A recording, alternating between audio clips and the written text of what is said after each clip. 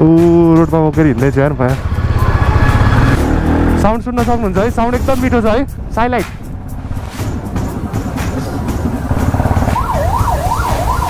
Chit हानिदिनु भएन र यस्तोमा छ यार। क्रेज हेर्नु सक्नुहुन्छ है, बवाल क्रेज छ है। हेर्नु सक्नुहुन्छ ल प्रोडक्टको प्राइस घटेपछिको क्रेज।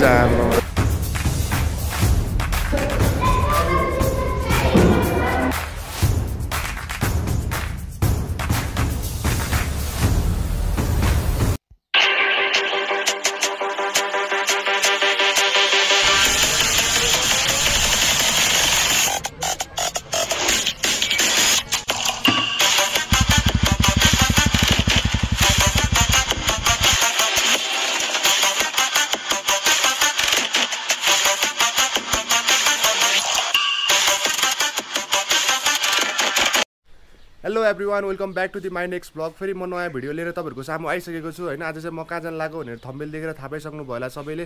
जस आज चाहिँ म यो प्राइजहरू चाहिँ लन्च भएको छ कि छैन भनेर सोरुम नै बुझ्न जान्छु। अनि चाहिँ नेपाली जनताहरूको लागि एकदम खुसीको खबर हो, किनभने ट्याक्सहरू कम भएको छ नेपालमा। 200cc भन्दा मुनिको बाइकहरूको ट्याक्स कम भएको छ भने 200cc भन्दा माथिको बाइकहरूको चाहिँ प्राइस कम भएको छ होइन।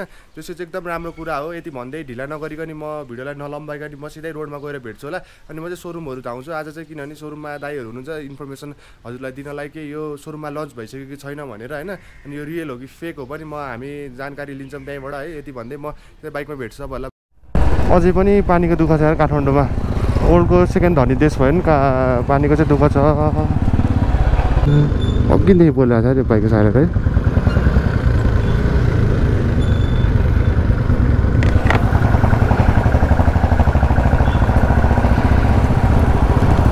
भाइ साइलाइट बोलिरहेको छ हजुरको, साइलाइट।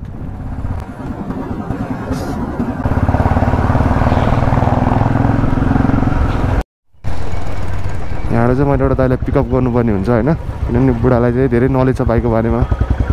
हामी चाहिँ दरबार मार्ग हुँदै जान्छौँ होइन, सिधै दरबार मार्गबाट हामी त्यही पुग्छौँ डाइरेक्ट। अनि भिडियो कस्तो लागिरहेको छ पुरै हेरिदिनु होला भिडियो चाहिँ होइन। यता माथि हिँड्दै ओहो जेब्रा क्रसिङबाट क्रस गर्नु होला। ओ रङ साइड पेले मैले फेरि चिट हानिदिनु भएन र यस्तोमा छ यार।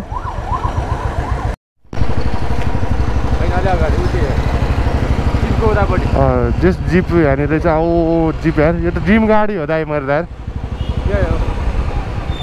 बुलेट सोरुम देख्न सक्नुहुन्छ है। ओ बुलेट देख्न सक्नुहुन्छ, सही हो सही हो।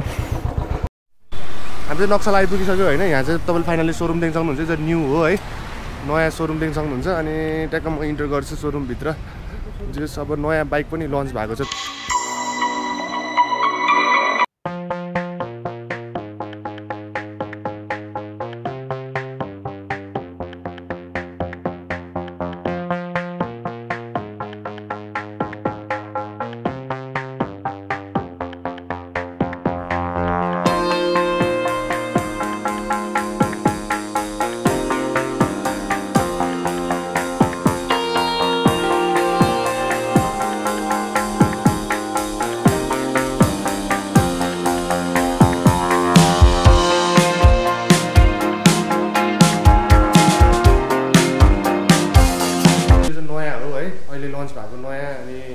प्राइस चाहिँ 5 लाखमा तपाईँले यो बाइक पाउनुहुन्छ। अनि हामीसँग चाहिँ यसको थोरै डिटेल दिन चाहिँ दाइ हुनुहुन्छ होइन। हजुर नमस्ते, मेरो नाम अमित खत्री। यहाँ अहिले चाहिँ ओभरअल मैले नक्सलको सेल्स हेरिरहेको छु। हजुर हजुर। दाइ मलाई यसको यो बाइकको बारेमा के छ, यो बाइक पुरानो भन्दा के डिफ्रेन्सेस छ यो बाइकमा पनि भनिदिनु थोरै। यस्तो हो, यो पुरानो आउने भनेको चाहिँ हाम्रो क्लासिक 350 BS4 मोडलको थियो। अहिले हाम्रो आउने चाहिँ त्यसैको अपग्रेड भर्जन क्लासिक रिबन भनेर आएको छ। यो चाहिँ है कम्प्लिटली BS6 चाहिँ भन्न मिल्दैन यसलाई। यसलाई हामीले चाहिँ क्लासिक रिबन भन्न सकिन्छ। त्यसपछि दाइ यसमा ट्याङ्क फुल चाहिँ कति जस्तो दाइ? पुरानो BS4 मोडलमा चाहिँ हाम्रो साढे 13 लिटरको ट्याङ्की थियो भने अहिले चाहिँ हाम्रो चाहिँ यसको फ्युल क्यापासिटी भनेको 13 लिटरको छ। र यसको माइलेजको कुरा गर्नु पर्दाखेरि चाहिँ तपाईँको माइलेज भनेर रोयल इनफिल्डले कहिले पनि माइलेज क्लेम गर्दैन। 13 लिटरको ट्याङ्की फुल गर्नु भने चाहिँ अप टु 450 to 470 किलोमिटरसम्म हाम्रो चाहिँ भनेर क्लेम भएको छ। अन्त हाम्रो यो डाउन क्लियरेन्स चाहिँ के कस्तो छ दाइ? हाम्रो यो अहिले आएको नयाँ क्लासिक 350 रिबनको चाहिँ ग्राउन्ड क्लियरेन्स भनेको 170 mm को रहेको छ। हजुर। यसको सिट हाइटको कुरा गर्नुपर्दा चाहिँ 800 mm हाम्रो सिट हाइट छ। अन्त यो अगाडि 20 छ अनि यो पछाडिको चाहिँ के ब्रेक हो दाइ यो? हाम्रो अहिले नयाँ आएको क्लासिक रिबनमा चाहिँ फ्रन्ट डिस्क भएर आएको छ। साथसाथै रियरमा चाहिँ हाम्रो ड्रम ब्रेक भएर आएको छ। ब्रेकिङ सिस्टम ड्रम राम्रो पनि छ। यसको फाइदाहरू पनि छ, किन भन्दाखेरि डिस्क भनेको डिस्कको त फाइदा त धेरै नै हुन्छ, तर ड्रमको पनि फाइदा के छ भन्दाखेरि हाम्रो नचिप्लियोस् भनेर हो क्या। रेनी सिजन हाम्रो नेपालको बाटोमा होइन, रेनी सिजन हुन्छ बढी, प्लस मोर ग्रिपको लागि ड्रम भएर आएको अहिले आफ्नो नेपालको लागि भनेर चाहिँ ड्रम भएर आएको। अन्त यो हामीले यो यसो यो डिजिटल मिटरको बारेमा पनि कुरा गरौँ न, हाम्रो यो नयाँ छ नि त। या एक्ज्याक्टली डिजिटल मिटर प्लस हाम्रो यो अहिले रोयल इनफिल्ड क्लासिक रिबनमा चाहिँ फ्युल गज प्रायः कस्टमरले फ्युल गज छैन भन्नुहुन्थ्यो, त्यो भएको कारणले अहिले फ्युल गज पनि भएर आएको छ। प्लस हाम्रो हजार्ड लाइट इन्क्लुडेड भएर आएको छ अहिले क्लासिक रिबनमा। साथसाथै हाम्रो सबभन्दा राम्रो कुरा भन्दा चाहिँ के भन्दाखेरि पहिला युसी सिरिजको इन्जिन आउँथ्यो भने अहिले चाहिँ रोयल इनफिल्डको लेटेस्ट प्रोड्युस इन्जिन जे सिरिज इन्जिन भएर आएको छ, जसमा चाहिँ ब्यालेन्सर साथ र टाइमिङ चेन्ज रहेको छ। स्मुथनेस बढी स्मुथ हुन्छ भनौँ न, कम्फर्ट पहिलाभन्दा भाइब्रेसन नि कम होला अहिले त। एक्ज्याक्टली जे सिरिज इन्जिनमा ब्यालेन्सर साथ प्लस टाइमिङ चेन्ज भएर आएको हुनाले चाहिँ मोर स्मुथ भनौँ न, स्मुथनेस बढी छ अहिले, किकिङ देख्नु हुँदैन हाम्रो बाइकमा है। अनि अर्को कुरा भनेको रोयल इनफिल्ड BS4 मोडलमा चाहिँ हाम्रो कार्बोरेटर इन्जिन थियो भने this one is FI engine. FI engine है, सही दाइ सही। अनि त्यसपछि अब यिनीहरू पनि चेन्जेस भएर आएको रहेछ है। अर्को कुरा भनेको साइड स्ट्यान्ड लाउन बिर्सिनु हो भने चाहिँ अटोमेटिक इन्जिन कट अफ हुन्छ है स्ट्यान्ड। त्यो भएको कारणले एज हाम्रो कस्टमरलाई सेफ्टीको आधारमा दिन नि सकिन्छ। स्ट्यान्ड लाएर स्टार्ट हुँदैन हैन, हो भने बाइक स्टार्ट हुन्छ। सही सही, दामी चेन्जेस आएको रहेछ। अनि त्यसपछि हामीसँग यो छ, अनि अर्को कुन छ दाइ? हामीसँग अनि अर्को एभाइलेबल भनेको स्क्राम 411।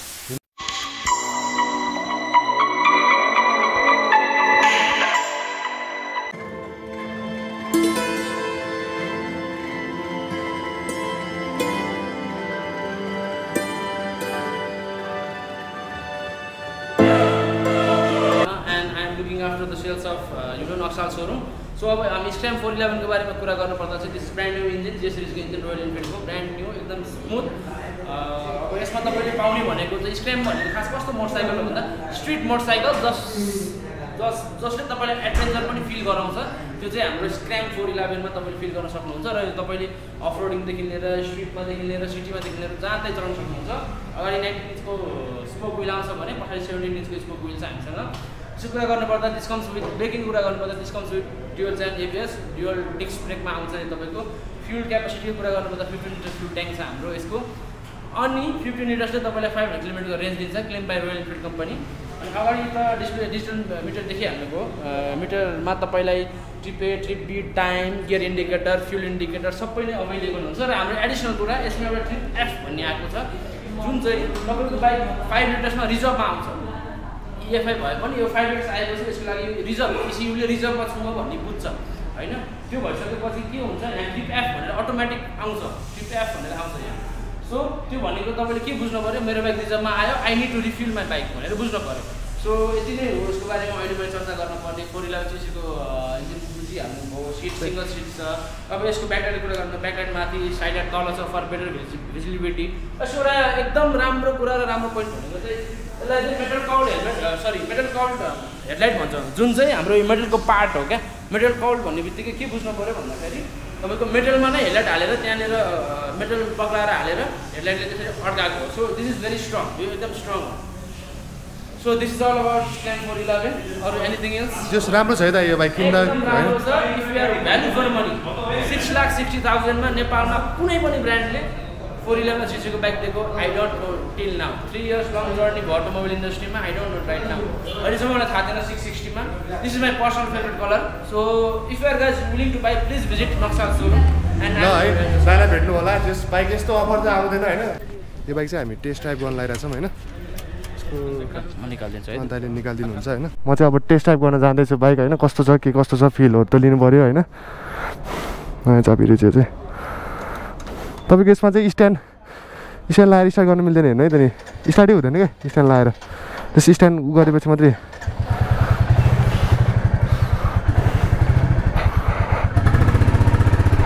जो सही हो, किनभने स्ट्यान्डले एक्सिडेन्ट हुने चान्सहरू कम हुन्छ नि त। यो दाइ रोडमा बोकेर हिँड्दैछु यार म।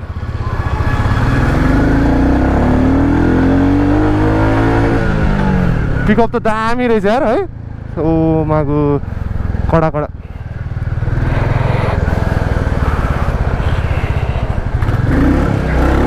साउन्ड साउन्ड सुन्न सक्नुहुन्छ है साउन्ड एकदम मिठो छ है जे साउन्ड मोडिफाई गर्नु पर्दैन त्यस्तो साह्रो होइन एकदम राम्रो छ साउन्ड पनि आमा पिकअपको त कुरै छोड्नु न एनएसहरू जस्तै बत्तिन्छ यार वाह दामी दामी यार यो चाहिँ मलाई मन पर्यो है पिकअपको चाहिँ हेर्नु न हुत दिन्छ है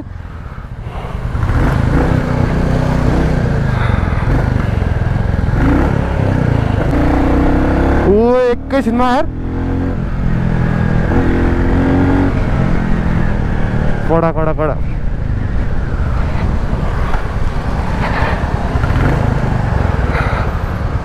जो सही कम्फर्टेबल छ एकदम हलुका पनि छ है हल्लाउँदा पनि एकदम ठिक छ है साउन्ड सुन्नुहुन्छ है 29 सेकेन्ड जाममा चाहिँ मजा है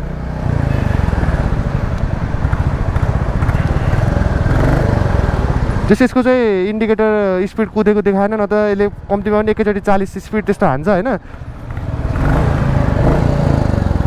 त्यस गियरहरू पनि स्मुथ रहेछ तपाईँले ब्रेक देख्न सक्नुहुन्छ ब्रेक त्यस्तो डाउन डाउन छुनेवाला ब्रेक छैन है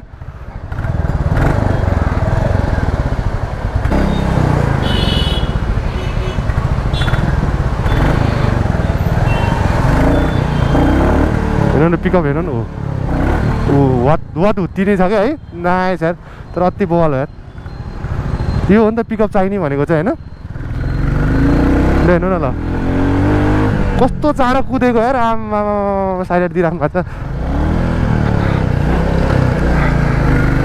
ओए मागु सही हो यार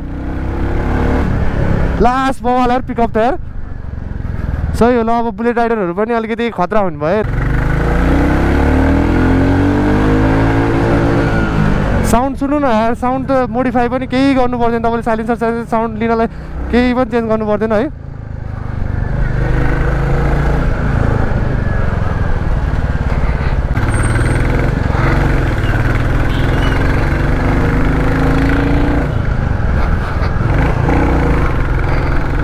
हाइट कुद्न चाहिँ मिठो कुद्ने यार जस भाइब्रेसन पनि धेरै कम छ तपाईँले थाहा हुन्छ नि अब जस्तै हाम्रो त 1 गियरमा पुरै थर्किन्थ्यो नि त हेर्नु न भाइब्रेसनै छैन यार ओ नाइस यार साउन्ड पनि मिठो छ जस बवाल लाग्यो यार खुसी लाग्यो यार